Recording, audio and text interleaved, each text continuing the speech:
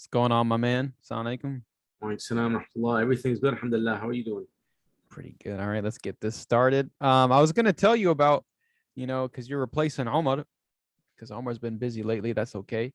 I was gonna tell you about this the book that I read that's for Malcolm X, but it's okay because we're going through the Jinn book first, and then we can come back to Malcolm X. Have you seen the Skinwalker series? The Skinwalker Ranch? Not at all. Like you got to treat me like a blank slate. I don't know anything. Okay, it's just a TV show that came. I heard about it, but I never got the chance to see it because it's on Hulu, and I don't have a Hulu subscription. But then I just found out a family member has Hulu, so I'm mooching off of theirs, and Nice. it's interesting because hold on, I'm just checking the view, make sure we're on speaker view. Yeah, we are. Okay. It's basically these guys that go out to this ranch, right? I forget which state, but one of those Midwestern states, I think. And basically, it's a haunted ranch that for decades has had a problem with Jinn, or what they perceive to be the Jinn, right? Or we think it's the Jinn. They think it's like. So they think it's So from their perspective, it's like No, yeah, poltergeist or something like that, or a ghost. yeah. They Whatever you call want to it the call it. unexplained phenomenon, right? Because they don't know what Yeah. it is, and they don't want, and they're scientists, and they don't want to say it's something. Yeah. They can't make a Yeah. supernatural thing. Yeah. I got it. Yeah, and it's really strange because the stuff that they were witnessing was wild. Like, for example, they were doing testing like of the environment in terms of the atmosphere, and they put up a weather balloon. It disappears when they put it in the sky, and they're like, "Wow, that's strange." And then this guy brings this $30,000 drone to do a scan of the area, like a scan of the radiation and whatnot. His drone dies instantly. He's like, "Wow, that has So never happened." Huh? so just to ask like some questions or to get Yeah. some context. Is this is a show on Hulu? You said, right? Yeah, so basically the ranch was owned originally by this guy who decided to sell it because his cow kept dying. His livestock kept randomly dying. Mm-hmm. And he didn't understand why. They were just dying, and there were no signs of attack on them. They would just drop dead. And they even went, and while they were there, the same thing would happen. And they would go to the cows that died the night before, and they would look for like some sort of, claw marks, or there was nothing on them. So Yeah, yeah. no animal hunted them basically. And they would Mm-hmm. leave the cow out. They wouldn't go and collect it.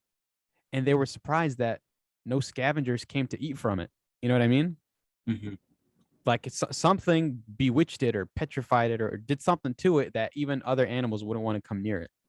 And Mm-hmm. so they kept witnessing strange things while they're there. And so the guy that bought it was this billionaire who wanted to do something with it or whatever. And then he sells it to this other guy who decides to make a production series out of it. And so that's this part where they brought That's where it's scientists. at. Yeah. So, Go ahead. are you sure? Like, do they in their disclaimers do they say anything about being dramatized or like they're dramatizing things? No. It's purely scientific. Like they don't even claim the footage that they show is literally the footage that they got. Like the footage in the Okay, show so is like how like some of those shows will be like, oh, some things may be reenacted for dramatic purposes, or no, yeah, some they things don't may do be any of that. fictional for Yeah. that. No, They I don't hear do any you. of that. Yeah, it's all Okay. raw footage. Okay. So Gotcha. and he's going around this main guy, the scientist from Alabama. He's got this thick accent. And he's like so he's going up, and they sent him in the middle of the night. So basically he decided to come and stay out there in a trailer because he said he wants to understand really what's going on. So he Mm-hmm. wants to live on the land.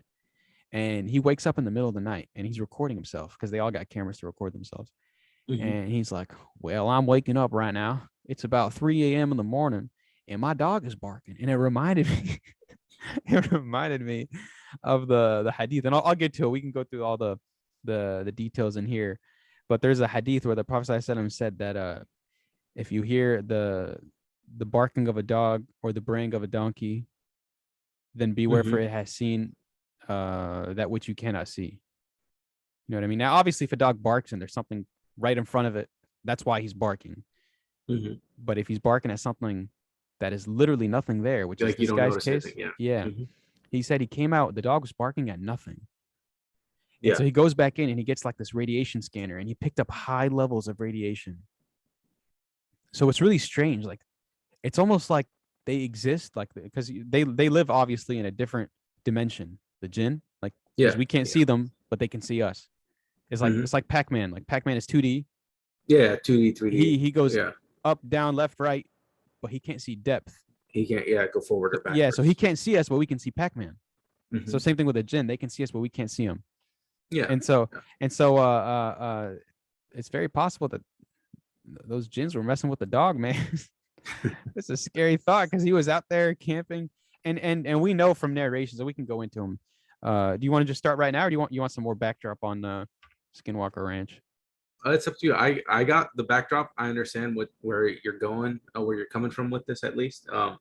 But yeah, if you want to bring some of the Islamic precedents on this, or maybe some hadith that maybe like explain the situation, or maybe Yeah, offer some insight into the whole ranch thing. yeah. I guess we can alternate between the two. Hmm. But just real quick for the terms, because this book is really solid. Basically, the Prophet I sent him, he didn't Awesome. sit everybody down and be like, okay, Hmm. let me tell you the story of the Jinn, and goes from start to finish all the hadith of the Jinn in one session. It's not how, Yeah, it was over his lifetime, right? yeah, And so yeah. someone had to go in, open the books of Sirah, open the books of Tafsir, open the Ahadith books, open the Ijtihad books, like the opinions of the scholars over the centuries, Hmm. and collected it all in one book. And dude, it's really short. Like, can you imagine? This book is 200 pages, and this is, or almost 300, and this is literally everything on the Jinn, to my knowledge. So it starts by describing the Jinn, and it says I don't want to get too close to the mic because I know it's gonna make my voice sound funny. But it starts with the origin of the Jinn, right? It says where does the Jinn come from? And Allah subhanahu wa ta'ala says in the Quran, وَالْجَنَّ خَلَقْنَاهُ مِنْ قَبْلُ مِنْ نَارِ السَّمُومِ, in Surah Al-Hijr, verse 27. And the Jinn we created before that from intensely hot fire. I thought it was Uh, the smoke of the fire. yeah, so Where there's is it? another ayah. This is the other one. Okay. وَلَقَدْ خَلَقْنَا الْإِنسَانَ مِنْ صَلْصَالٍ مِنْ حَمَإٍ مَسْنُونٍ وَالْجَنَّ خَلَقْنَاهُ مِنْ قَبْلُ مِنْ نَارِ السَّمُومِ. Oh, no, that's also intensely hot fire. Uh, Okay. Yeah. I mean, I don't know what the. I've no, heard there's both. another one, the smokeless flame. I can't remember Okay. which ayah Smoke. that is Okay. though. Gotcha. Oh, it's a hadith. The Messenger of Allah Yeah. sallallahu alaihi wasallam Isn't it? said, Yeah. Okay. "The angels were created from light, the jinn were created from smokeless fire, and Adam was created from that which has been described to you." And so I assume that described to you is from the Quran. Hmm. Get this mic over here, some. And so he goes on, and he says, "Okay, now this is the way they break down in the Arabic language the different types of jinn." And it says, a jinn mentioned in general terms is called a jinni. So that could be a disbelieving jinn, and it could be a Hmm. believing jinn. And so we'll Hmm. talk more about the fact that there are believing jinn in a little bit. But and then it says there's also the one they call the amir or the ummar, which is plural, which means the dweller or slash haunter, which is one that sticks around people, stays around them. There's the one that's called the arwa, which attaches himself or itself to children. The one that's evil and tries to cause harm is called a shaitan. The one that's worse than that is called the marid, shaitan marid, the rebellious or defiant demon. Hmm. Even worse than that, and the strongest of all, is called the ifrit, or afarit is plural, and the ifrit is the one that the in story of Suleiman when he about the Queen of Sheba, and he was trying to get the throne of Sheba, Yeah. Yeah. and he said to the ifrit, That's which that's was even worse. You said. yeah, he's like the strongest, the mightiest. Oh, not worse per se. Yeah, he's Okay. worse if he's evil, and he is evil, and so the I ifrit, thought he was. I thought it was good. He's working with Suleiman. no, Suleiman controlled them. Oh, he So he, controlled them. It wasn't yeah, voluntary. yeah, no, it wasn't voluntary. It wasn't a Okay. That's why they were so scared. They were so scared of him that when he died upon his staff. Who? Musa alayhi So, salam. oh, Musa. Okay. Or sorry, Sulaiman alayhi salam. He died upon his staff. Hmm. And he was dead upon Allah subhanahu wa ta'ala, qadr, like Allah caused that Musa would die upon his staff. Suleiman. Or sorry, Sulaiman. Sorry, I keep Yeah. saying Musa. That he I would die got you. upon his staff, and he would stay there, sitting in that position upon his staff. He was praying, and he died in his Hmm. salah. And he stayed in that position for who knows how long. Could have been hours, could have been days, could have been weeks. But it was Hmm. long enough for a termite to bore into the staff and eat from the stick until it became weak. And Hmm. it crippled under his weight and it fell down. And then his body fell to the ground and they realized the king is dead. Hmm. Now we're free. Now they understand, oh my God, King Solomon is dead. Now we can roam free. We could do what we want. And that's when Mhm. they plotted and planned. And I'll talk about what they planned later because it's towards the end of this book. But just to move down chronologically. So you would say Iblis is not on the scale of, just for perspective, because I would say the jinn that most Muslims are familiar with is Iblis, right? Well, Um, Iblis is considered the father of the jinn. He's the original of the jinn. He was the greatest of the jinn because, or not the jinn, sorry, of the shayateen, because you know the jinn. yeah, but shit, yeah, Yeah, but the he is yeah. Go his ahead. being is a jinn though. Yeah, he is a jinn. Yep. Yeah, exactly. So Mhm. what I'm saying is in perspective to him, he's the first defiant jinn, if you want to put it in that way, Yeah, yeah, yeah, aka he yeah. becomes the shaitan, right? Well, Uh, actually, the defiance was before that, and he was a good person who fought against the defiant jinn.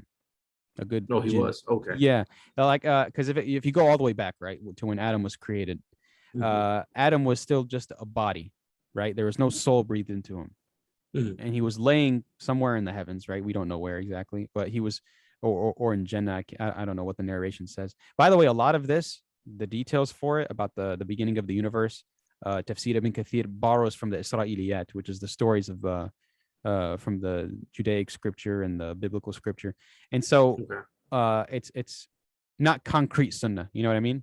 Like Yeah. just sharing that FYI. And Hmm. so it says that he was laying, his body was laying. I believe this is actually from Hadith though, that his body was laying soulless. You know, there's no ruh inside of him, Hmm. and that Iblis came and saw him. Now, what's hold on just a second. Let's talk about what is Iblis doing in the highest heaven with this new creation. Iblis originally, he was amongst the regular jinn because before our creation, the jinn were created and they inhabited the earth, right? Hmm.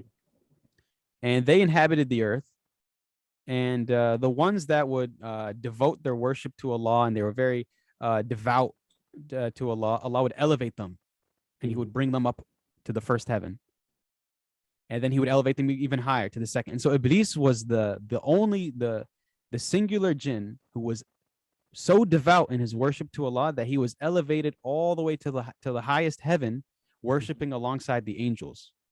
And so that's how he came to see this body that was soulless that would become the new creation. Hmm. And so it says in the Quran, you know, the ayah that Allah subhanahu wa ta'ala says that he will create a new creation Hmm. to become his representative on earth, right? Hmm. And so the angel said that will you create something that will cause corruption and mischief and bloodshed in the land while we praise you and worship you day and night? And then Allah says, I know that which you do not know. And what do the angels mean when they say that cause bloodshed and mischief and corruption? They're referring to the original jinn, because the jinn inhabited the earth and they did exactly that. They do what we do today. That Hmm. they would kill each other and they would, attack each other and fight, and they would basically they weren't being just.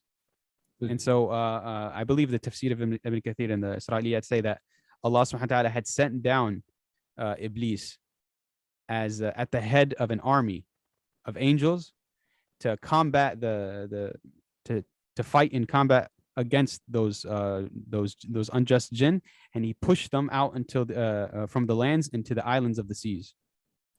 And so this takes us back to the story of Adam, where he's laying soulless, Hmm. and Iblis sees that and he gets jealous. And the first thing he does is that he looks at it, and one narration says that he touches the body, and one narration says that he flows through it. And because he looks at it and he realizes he can flow through it, he utters the words, "I'm better than him."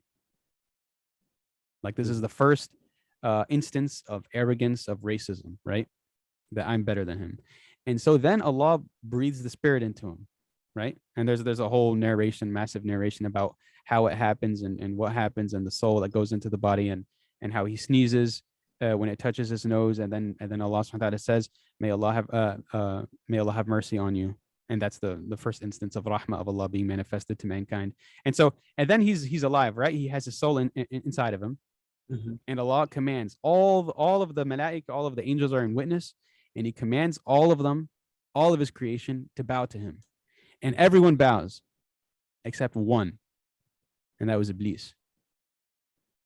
And that's when He says to him, like, Iblis, why do you not bow when your Lord has commanded you to bow?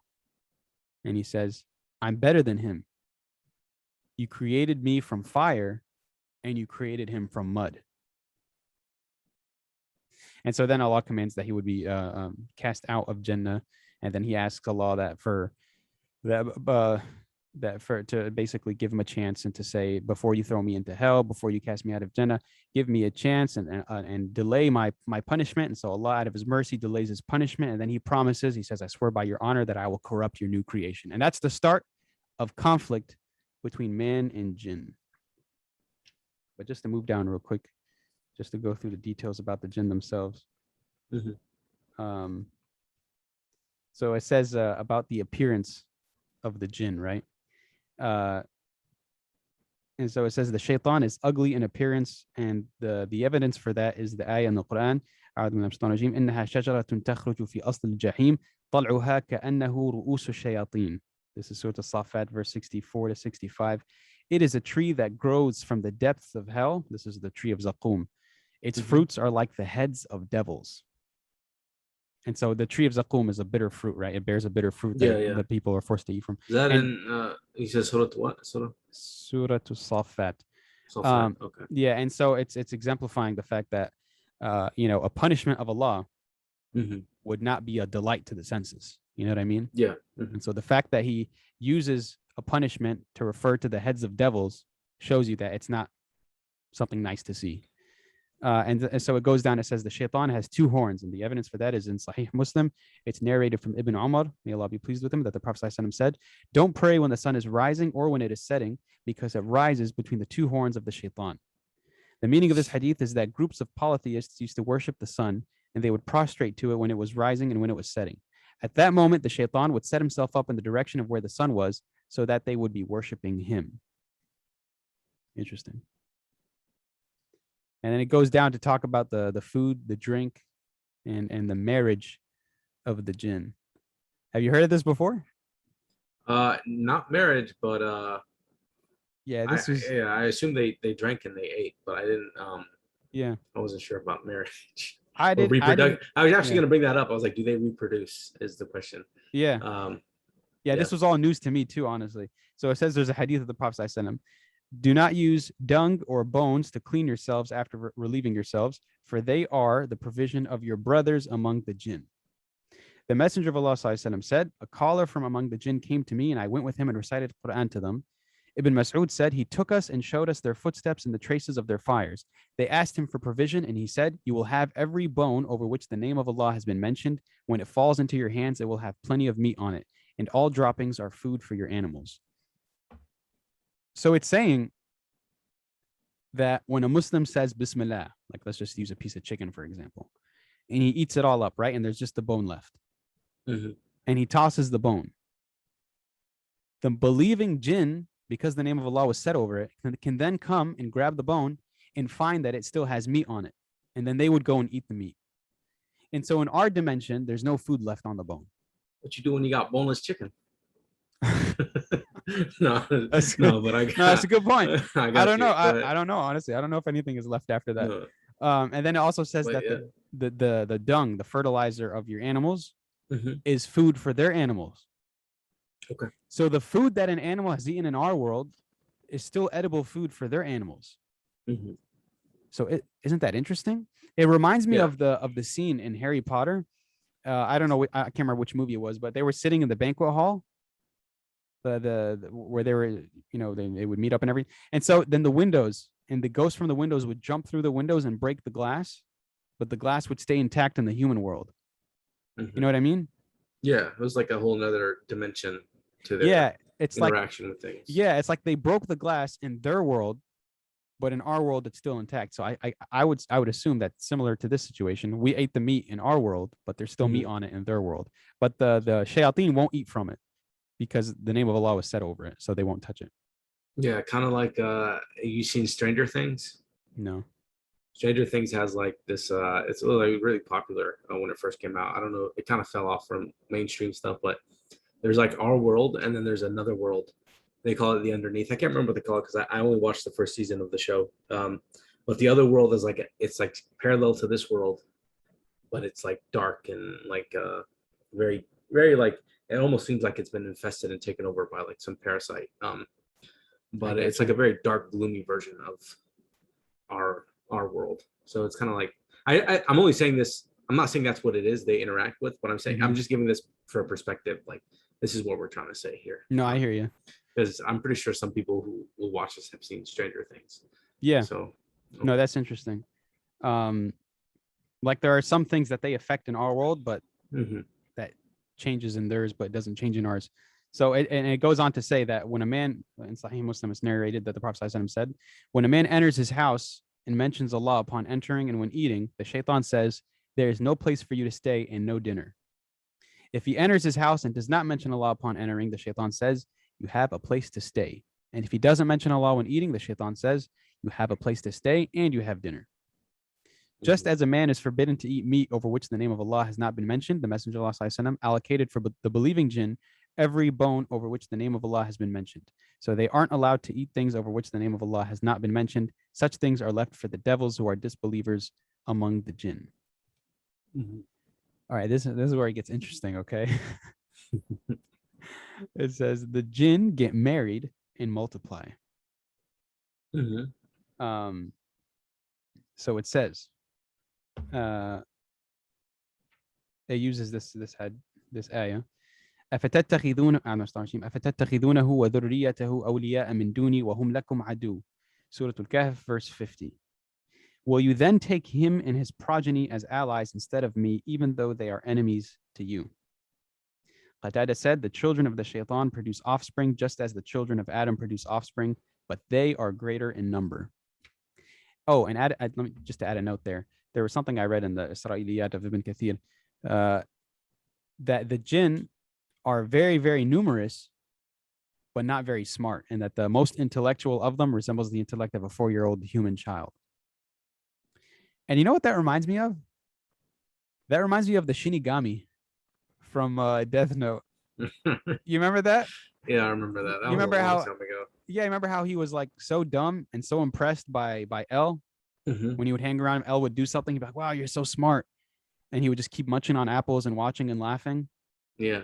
And he was so bored because he had nothing to do. Mm-hmm. Except in ours, like they follow us around, but it's not because they don't have anything to do. It's because they have an agenda, which Mm-hmm. is to trip us up. But so it goes on to talk about the marriage part. So bear with me. It says marriage between humans and jinn. As-Suyuti mentions reports from the Salaf and the scholars which indicate that marriages between humans and jinn may take place. Ibn Taymiyyah says humans and jinn may get married and may produce children. This happens often and is well known.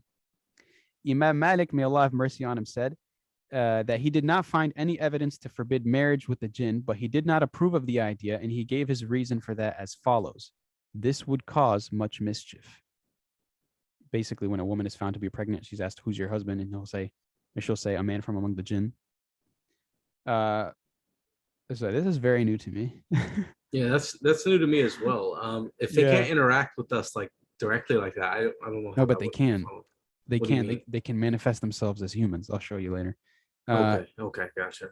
So I so don't got it. Okay. yeah, and so another evidence for this, another indication that this is possible for there to be marriage between humans and jinn, is the ayah in which Allah says of Hurul Ain in paradise.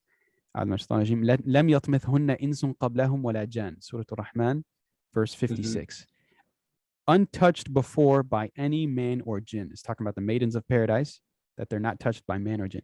Now, why does it say man or Jinn, yeah, jinn? yeah, yeah, yeah, It's implying that this being in Jannah, which is a reward, yeah. Mm-hmm.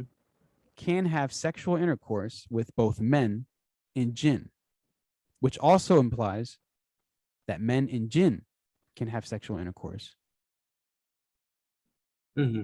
Isn't that Okay, insane? yeah, yeah. I actually remember this morning there was a class at the masjid and we were talking about agenda, and this is actually the verse was actually mentioned, but I didn't pay attention to the gym part. I didn't like think about it, but yeah, okay, yeah, that makes sense. So, dude, it reminds me of something. Let me see if I could play it for you. So you know the singer Kesha, right? Kesha? Yeah. Kesher. No, I said Kesha. It sounded like So, she said Kesher. no. So she Kesher. said one time in an interview, and it was so insane. I remember hearing it and being like, damn, what the hell? She said in an interview one time that she had sex with a ghost. And that it was with some Australian radio show, and she said that, and he asked her, "Oh, okay, well, what was that like?" And she goes, "Oh, it was very erotic." She was like, basically saying it was a good experience. And the next morning, she said that she woke up and found a snake under her pillow. God damn. Yeah, Anyways, that is let me see if I can find you the video. about Kesha. Kesha sex with ghost. That's my YouTube I've search. never. Oh boy, I never. Let me share screen. Tell me if you can hear it. I hope you can hear it. I think it's this. So she did this on like a straight up interview. Yeah. Can you hear it?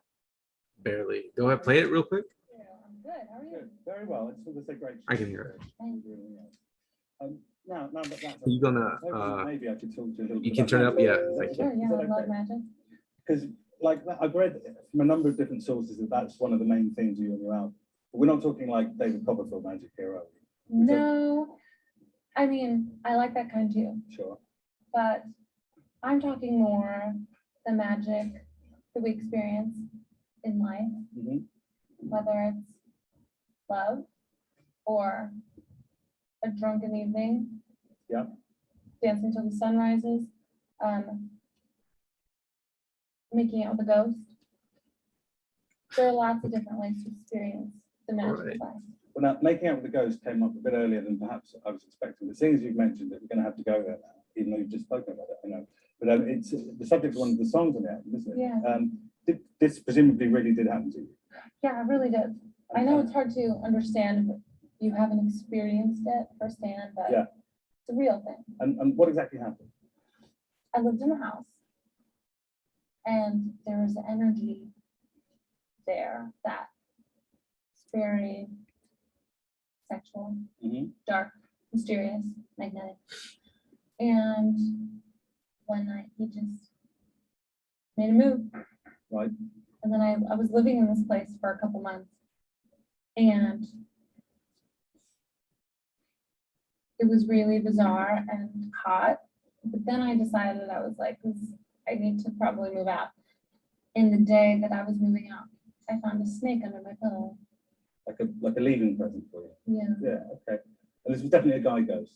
Yeah, Yeah, you can just tell. I can just tell. Okay. Do you think some people are more kind of prone to things like that happening to them than others? Absolutely. Yeah. I am prone to that because Yeah. I'm very open to the supernatural. I have experienced multiple ghosts in my life, or supernatural energies, whatever you want to call them. Okay.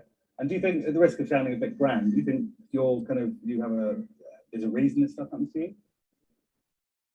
They just love to fuck with me, mainly. Okay, good. Yeah. All right, I'm glad we cleared that up. Yeah. Okay, so the album even is called Animal. And in contrast to your first album, it's got quite a lot of kind of 70s rock influences on it. Yeah. Bands like AC/DC and Led Zeppelin. Why does it keep zooming into her face so much? I don't know. It's so weird. The camera angles are funny. Was But there a connection there? Was that part of the reason you were drawn to that era of music? I think there is. I think it's a good stopping point. He's just talking about music at that point. that was the zooms damn. on the face. It was just one of the zooms were just so zoomed in. I was thinking that Yeah. zoom right there was okay. The other zoom was like half her head was cut off. It's actually interesting. I'm gonna just say little things on this. Yeah. She's not like a lot of people might think she's like a dumb like singer, gets drunk. Yeah. Party life. That classic. Right. You don't associate intelligence with that. Right. For the most part, most people don't, at least. But she's actually pretty intelligent. She's actually she's multilingual. She speaks like because I remember reading that she spoke like at least 5 languages. She speaks Wow. Arabic. I know she speaks Arabic and Spanish. Wow. And then there's a couple. You can look it up. I'm pretty sure she speaks quite a few languages actually. So she's not like a dumb person. She has the ability to comprehend and understand like foreign languages and not like just Latin languages, because I know she speaks Arabic. Yeah. Yeah, it's insane, man. It's Like just the things she says is, it's like, what the hell? And Mhm. and she says that they like to mess with her. Mhm. Like, you know what it makes me think? like I wish I could like find out where this woman is and just be like, hey, Kesha, I can help you out. Like I can read some Quran at your place and fix it. You know what I mean? Did she ever say where this was? At her house. I don't know where her house is, but it's Oh, like okay. it's like she said that it continuously happens. Like she keeps having spirits mess with her. Mhm. And then she ended up having sex with a male spirit, and she knew it was a male because of whatever. Yeah, she So said she knew. Okay. bro, that's insane. And here I'll even we can even keep moving because it'll say other parts of how to ward off the jinn and things like that. But it goes on. It says the dwelling places and gatherings and haunts of the jinn. It says the jinn inhabit the same earth on which we live, and they tend to gather in greater numbers in ruins and deserted places, and in dirty places such as garbage dumps and graveyards. Mhm. The devils stay in the houses in which people live, but they may be expelled by saying Bismillah, remembering Allah and dhikr, and reciting Quran, especially Surah Al-Baqarah, including Ayatul Kursi. And I heard also there's a hadith about how special the last two ayahs of Surah Al-Baqarah are, and that it's one of the verses that expel the shaitan and never keep Yeah. him. Like if it's The- said every 3 days or something like that, then it keeps No, him from it's playing them. I think there's two main narrations. One is Yeah. the last three, and that's every night, and the other one's the last two, and it's every night. I think there's Okay. a hadith from Ali, because I remember looking this up recently. Ali said it was the last three, and it's something you should do every night. And then other sources say it's the last two. I got you. Ayahs of Baqarah. That's But yeah, good to keep in mind. Yep. Not trying to have any devils up in here, but it and goes then on. It it's says, of Kursi as well. Kursi. yeah, for sure. Mhm. And then it goes on and talks about where they like to go. It says the messenger of Allah sallallahu mentioned that the devils spread out and increase when darkness falls. Hence, he commanded us to keep our children inside at dusk. This is a hadith which is agreed upon by Bukhari and Muslim. It says the devils flee from the adhan, and in Ramadan the devils are chained up. That's why there's another hadith that says that when you go to when you're traveling, like because typically when they travel, right, they're going through the desert by themselves. They're not in a car zooming on the highway. Yeah. And it says on yeah, horseback or something, or camel. Or, yeah, and it says when you take a stop, like to rest, say the adhan, because it could be an area where the jinn are, Mhm. and so that the adhan wards them off. Mhm. And they live where humans don't. Yeah. Right. And so if you're in the middle of a valley in the desert, and you're deserted place, that's probably where they're living. And so there was a tradition amongst the Arabs that when they would travel through a valley, they would say, I seek refuge in the master of this valley from the foolish amongst his ranks. Meaning, like, I'm asking the chieftain of the jinn of this Mhm. valley to protect me from the bad shayateen in the valley. And they would say that on a regular basis. And it was actually the reason why Tamim ad-Dari, who was the first Christian convert to Islam, I believe one of the first, to convert to Islam, because he said that one time, and a Muslim jinn came to him and said, rather seek refuge in Allah, the Lord of the worlds. And it scared the hell out of him. Naturally, right? You hear a voice that shouts to you that, hey, don't seek refuge in the master of the valley, seek refuge in Allah, the Lord of the worlds. Mhm. And so that's when he went and inquired about the Prophet and then he became Muslim. And Umar, it's in here, so I'll not say it. I'll go to it later. It says, don't pray in the places where camels sit, for they are from the devils, but pray in the sheep pens, for they are a blessing. It's the opinion of Abu al-Wafa bin Aqil that this is by way of likening these animals to devils, because the camel resembles the jinn in its difficult and aggressive nature, just as it may be said, so-and-so is a devil if he is difficult and evil. So they're not literally devils, and because the reason why they can't be is because it says in the Quran, and we have made from water every living thing, whereas the devils were created from fire. This is interesting. This is about the fact that they can reach space, and they reached it before mankind. It says, when Allah decrees a matter in heaven, the angels beat their wings in submission to what he says with a sound like a chain beating on a rock. Then when fear is banished from their hearts, the angels say, what is it that your Lord has said? They say, the truth, and he is the most high, the most great. And so you know about how the jinn used to go up to the heavens to hear out from the angels what they were saying. Mhm. It says it's in the Quran, Surah Al-Jinn, وَأَنَّا لَمَسْنَا السَّمَاءَ فَوَجَدْنَاهَا مُلِئَتْ حَرَسًا شَدِيدًا وَشُهُبًا وَأَنَّا كُنَّا نَقْعُدُ مِنْهَا مَقَاعِدَ لِلسَّمْعِ فَمَن يَسْتَمِعِ الْآنَ يَجِدْ لَهُ شِهَابًا رَصَدًا. Surah Al-Jinn verses 8 through 9. We sought news of the heavens, and we found it filled with formidable guards and flaming fire. We used to take up positions therein to eavesdrop, but now whoever eavesdrops will find a flaming fire waiting for him. Basically, before the Prophet ﷺ came, they were allowed to go up to the heavens and listen to what the angels were saying. Because the angels, they would hear the command of Allah, and then they would share it, and then it would go all the way down, and then they would climb all the way up and listen to it and come back down, and they would share it with the soothsayers, like the soothsayers that would tell people the predictions of the future. It's all over that movie, the Viking.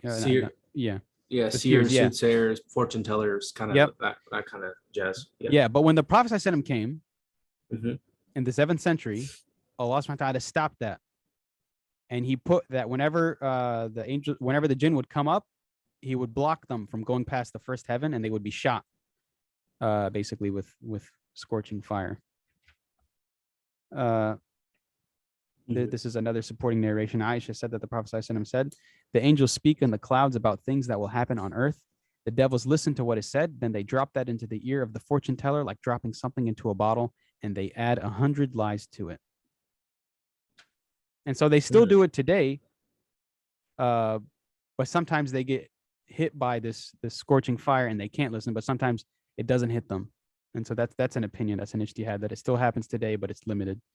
Abu Hurairah told an amazing story, which is narrated by Bukhari and others. Oh, before that, I should talk about the physical features of the jinn. So it says that the jinn are of 3 types. I haven't heard this either, to be honest. That the ones that fly, the ones that go from place to place, meaning they can teleport, and the ones that crawl like dogs, and the ones that walk like dogs, and the ones that crawl like snakes. So that's interesting. And then it also says that they can come in different shapes. They have the ability to change shape naturally. If the Prophet ﷺ said that they can flow through men like blood and veins, and then they can probably change shape. And so it says that they can come in the form of a dog, a camel, a cat, and a crow, a snake. But it's more common that they come in the form of a snake or a black dog. And so someone was asked why a black dog, and Ibn Taymiyyah gave his opinion that it's because the color black harnesses the power of heat or something like that. But obviously that's just an opinion. Like, it's not solid sunnah or anything. They also come. Go ahead. Yeah. Oh no, go ahead. There was more on that.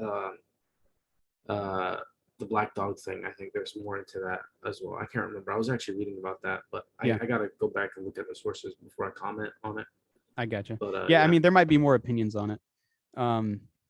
It's kind of like the whole, like, black cat thing. Like, just around the world, you just see it in general. Like, so like a black cat, the crow, like a raven. Like people used to say those were bad omens. They all have something come. They're all like. But yeah, I got what you're saying. You seen that really, really old music video? Madonna has it where she transforms into black crows and then black dogs, and then there's also a snake. Yeah, it's like, my God, you used every form. And then it says in here that they also have the ability to come in the form of humans. And it says that the Shaitaan came to the polytheists on the day of Badr in the form of Suraqa bin Malik. Suraqa bin Malik was that one guy. He actually became a Muslim and a Sahabi, or I think he was post-Sahabi, I don't remember. Where he was basically, there was a bounty on the Prophet ﷺ's head. This is when they were in Mecca, and they wanted to find him. He was that guy that ran up on his horse and found him when the Prophet ﷺ was with Abu Bakr escaping to Medina. Yeah, him. The guy who got the prediction of wearing the robes of the bracelets of Kisra, of Khosrow. Yeah. So this is him. The Shaitan came in the form of Suraqa bin Malik, and he promised victory to the polytheists. Concerning this, the following ayah was revealed.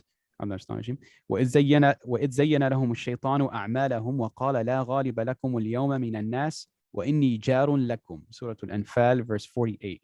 And remember when Shaitan made their deeds appear fair seeming to them, and said, no one among men can overcome you this day, for I will be your protector.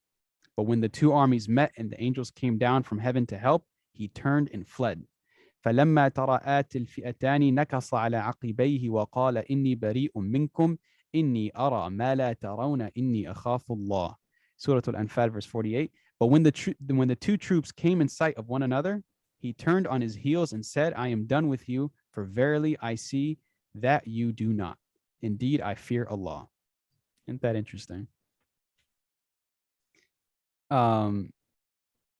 There's a story. Have you heard of this one, right? About Abu Hurairah, when Abu Hurairah talked to a shaitan? No, actually, I don't think so. Okay, so there's it's interesting. It's a spooky story that I tell kids on campfires at the masjid. Abu Hurairah one time was asked to be the protector of Baytul Mal, the treasury, where they would stock the food and the money and whatnot, and they would just give it out to the poor. And so he's asked to watch it one night. The Prophet appointed him to watch it. So that night, a person came.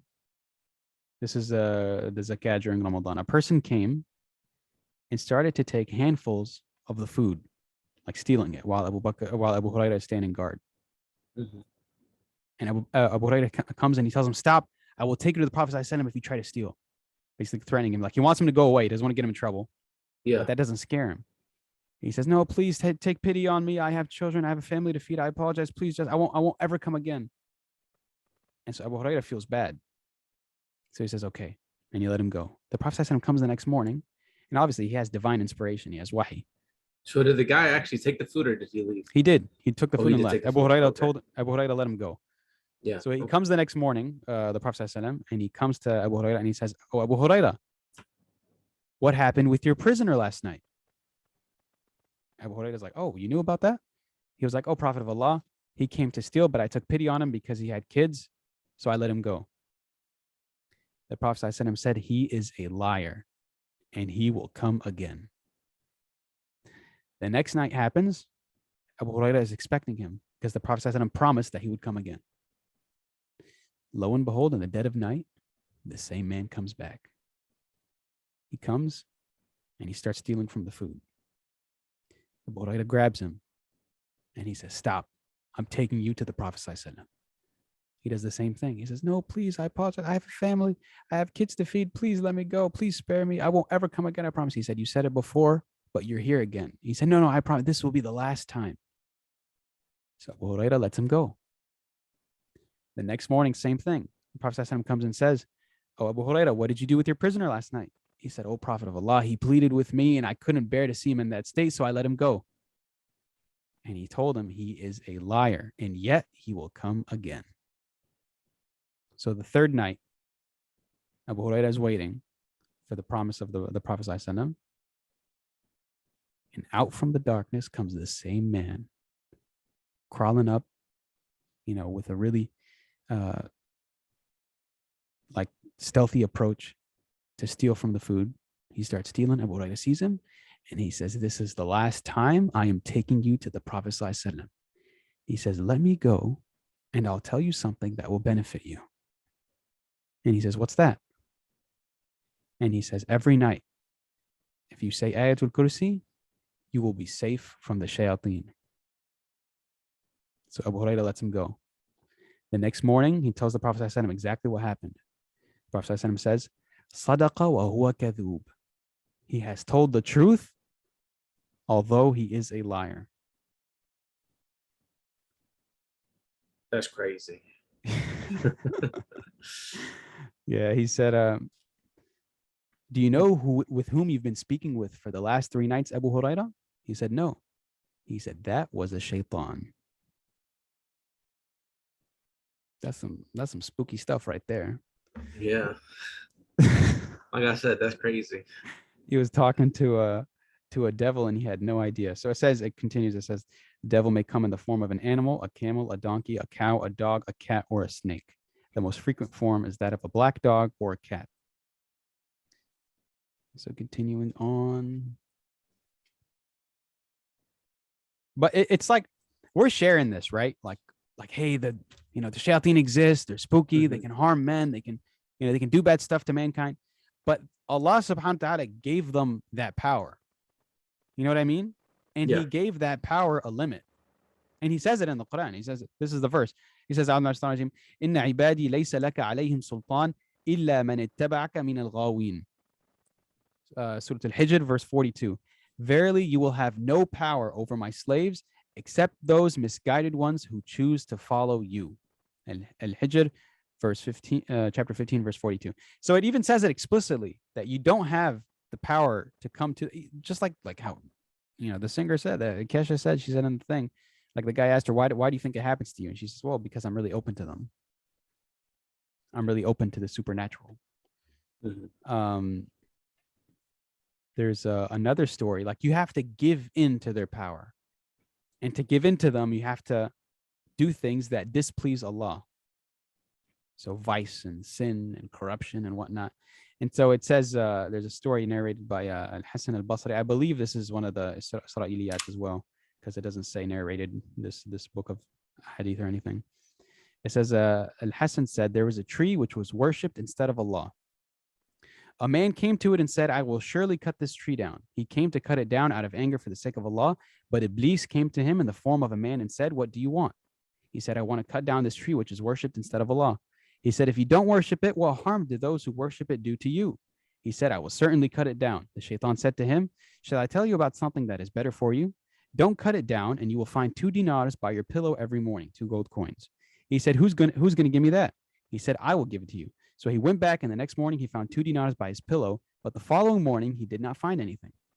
He got up angry and went to cut down the tree. The Shaitan appeared to him in the same form and said, what do you want? He said, I want to cut down this tree which is being worshipped instead of Allah. He said, you're lying. There is no way that you can do that. He went to cut it down, and the Shaitan threw him to the ground and started strangling him until he almost killed him. He said, do you know who I am? I am the Shaitan.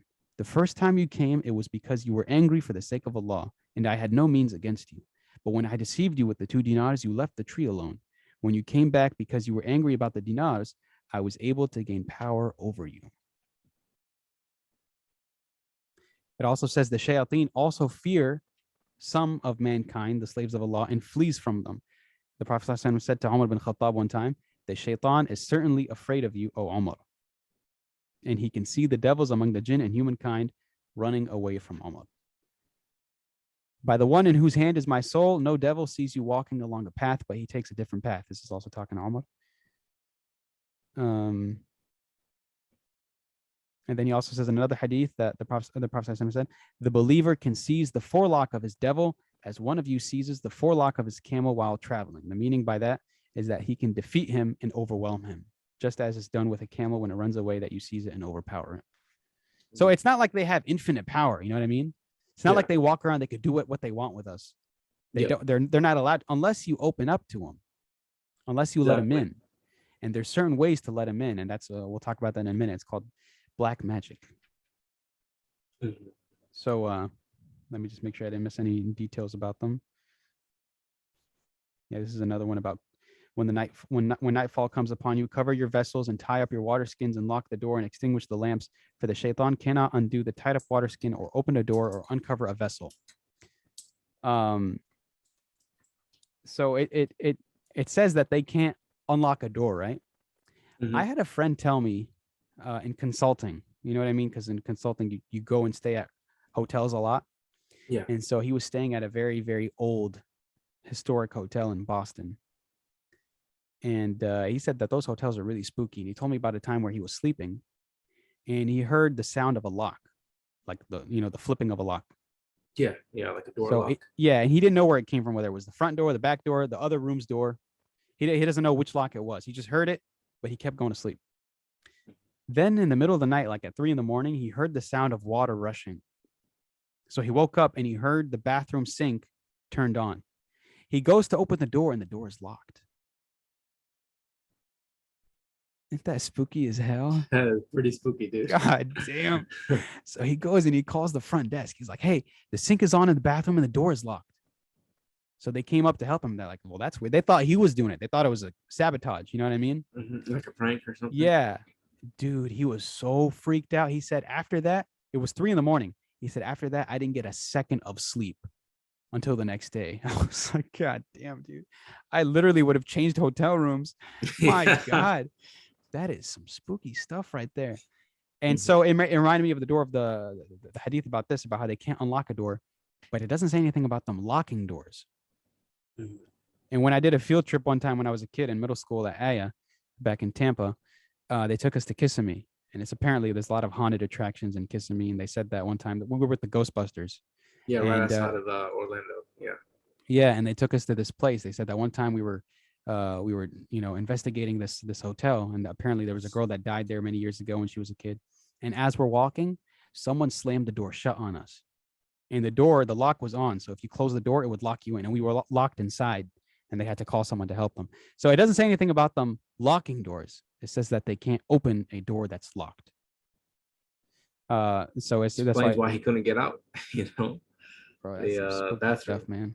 Yeah, that is pretty crazy. Yeah, scary. There's another one about Umar bin Khattab and how he came across a jinn one time. In Sahih Bukhari, it says that Umar bin Khattab asked a man who had been a soothsayer during the Jahiliyyah, meaning the time of ignorance, about the most astonishing thing that his female jinni had told him. He said, one day when I was in the market, she came to me scared and said, have you not seen the jinn in their despair? And they were overthrown after their defeat, meaning they were prevented from listening in the heavens, so that they stopped going to the sky and kept following camel riders, that is the Arabs. Umar bin Khattab said, he is telling the truth, and because some people didn't believe it. He's telling the truth and added, one day when I was sleeping near their idols, there came a man with a calf and slaughtered it as the sacrifice to the idols. An unseen creature shouted at him, and I have never heard anything harsher than his voice. This is who is talking here? This is Umar bin Khattab. Okay. He said about the soothsayer story, he said he's telling the truth, and then he added his story. And so he said that he was sleeping one time near an idol, and a man came with a calf to slaughter as a sacrifice, right? And then something shouted, "Oh, you bold evildoer, a matter of success. An eloquent man is saying none has the right to be worshipped except Allah." Meaning talking about the Prophet ﷺ. And Umar bin Khattab wasn't a Muslim at the time. At that, the people fled, but I said, I shall not go away until I know who is behind this. Then the cry came again, "Oh, you bold evildoer, a matter of success. An eloquent man is saying none has the right to be worshipped except Allah." I then went away, and a few days later, it was said, a prophet has appeared. Abu Sa'id al-Khudri narrated one time to Abu Sa'sa', I see that you love sheep in the wilderness. If you are with your sheep or in the wilderness, say the adhan for your prayer and raise your voice when doing so. For as far as the mu'adhin's voice reaches, there is no jinn, human being, or thing, but it will bear witness for him on the day of resurrection.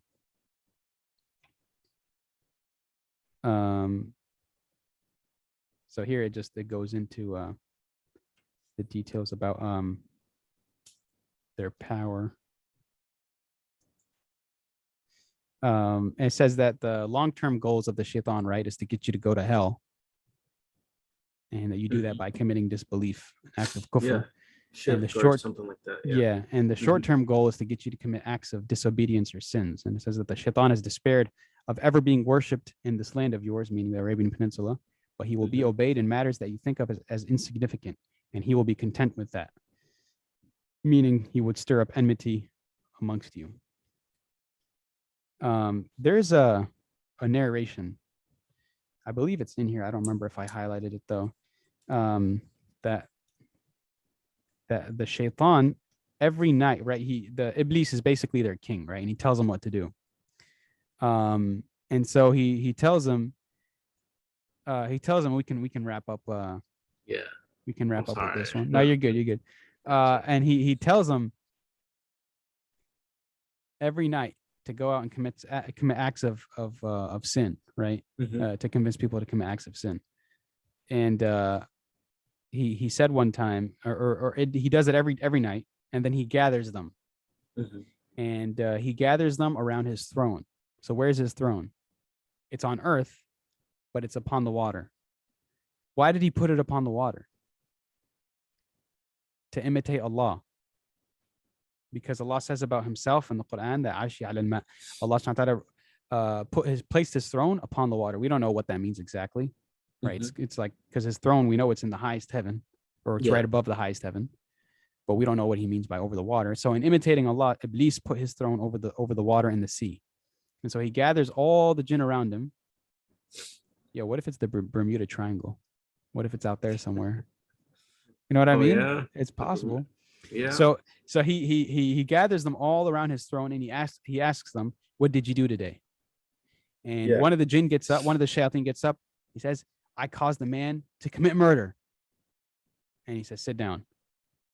And he picks someone else. He said, "What did you do today? What did you do today?" And so he gets up and he says, "I caused this man to drink." And then tells him to sit down. He tells the other, and they keep telling about different vices that they cause people to do. And he keeps telling him, sit down, let me hear from someone else. Until someone gets up and says, "I caused a man to separate with his wife." And he says, come, you are the greatest amongst us. Sit upon this throne. And it's the greatest gift that you can give a shaitan is to allow him to sit upon the throne of Iblis and to carry his crown on his head. That's the greatest gift they can get. And it reminds me of a scene. Let me just show you a scene. We can wrap up with this. That scene, when I think of it, okay, this is what I think of. Do you remember Sleeping Beauty? Yeah. Beauty and the Beast. No, not Beauty and the No, Beast. Sleeping Beauty. Yeah, the one where she's asleep in the casket and all that. Yeah, let me show you. This is the, hold on, am I sharing screen? No, you're not. Okay, let me hit share screen. There we go. This isn't it. This is it. For everyone knew that as long as the evil prophecy had not yet been fulfilled.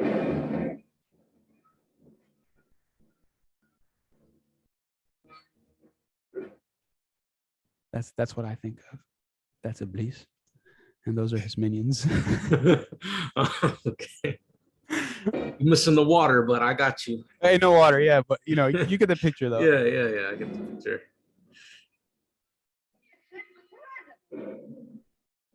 Golly, man, those are some ugly minions, especially that guy right there. You can't see the guy closest to her. Dude, it's so befitting because they're very numerous, but they're very dumb, just like the Jinn. Mhm. Are you sure you searched everywhere?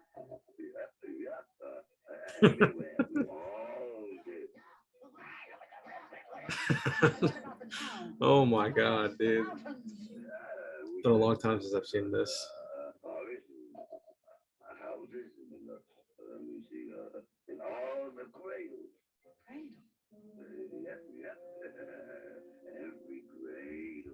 Cradle!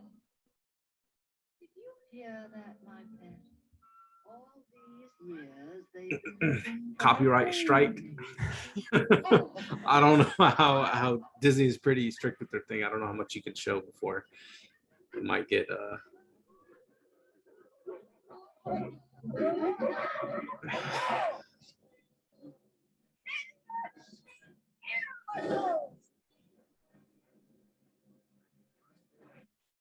Oh wow, I stopped it right on that. All right, I'll stop it for now. Any closing thoughts? no, it's all very interesting. I feel like we could go on a long time about this though. Yeah. So, like, There's. we didn't even get to the Skinwalker thing. Oh yeah. Skin. I'll look up that stuff a little bit more too, just so I can get more context on what it is and what's going on there as well. Yeah, we covered almost everything though. Yeah, we covered basically in terms of physical characteristics and whatnot. Yeah. This is the adhan thing that that if he Suhail bin Abi Salih said one time, my father sent me to Beni Haritha, and with me there was a slave or a friend of ours. Someone called him by name from inside a garden, and the one who was with me looked into the garden but didn't see anything. I mentioned that to my father, and he said, had I realized that something like this would happen to you, I would not have sent you. But if you hear a voice, then give the call to prayer. For I heard Abu Hurairah, may Allah be pleased with him, narrating that the Messenger of Allah said, when the call to prayer is given, the shaitan runs away. And we can end with that one. Any closing thoughts? No, it's all interesting stuff. I feel like this is something, at least in my experience, that's not talked about much actually. I don't see much on it. At least not, I mean, online there's some information, like videos and stuff, but I feel like in the actual masjid, I don't hear it a lot personally. Yeah. So yeah, I think it's very interesting stuff. Some of those things were new to me, and some of those things I've heard before.